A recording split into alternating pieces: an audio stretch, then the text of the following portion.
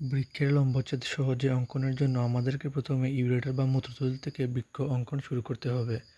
এতে করে খুব সহজেই আমরা বৃক্ষের লম্বচ্ছেদ অঙ্কন করতে পারব।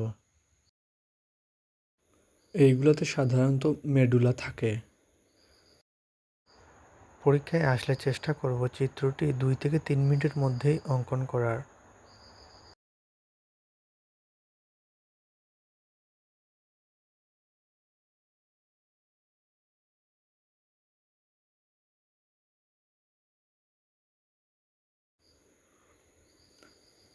এটা হচ্ছে বৃক্ষের আবরণ বা বৃক্ষের ক্যাপসুল।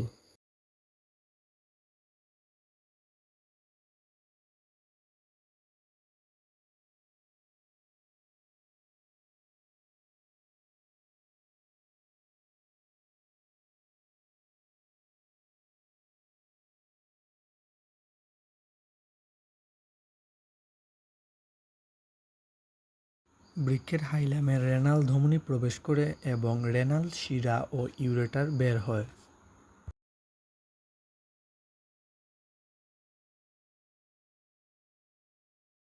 তীর চিহ্নের সাহায্যে এগুলাকে দেখিয়ে দিতে হবে।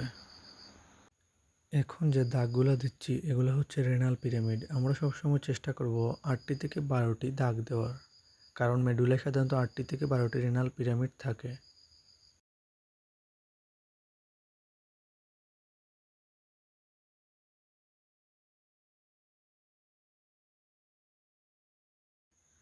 মেডুলাতে একটা নেফ্রন অঙ্কন করব।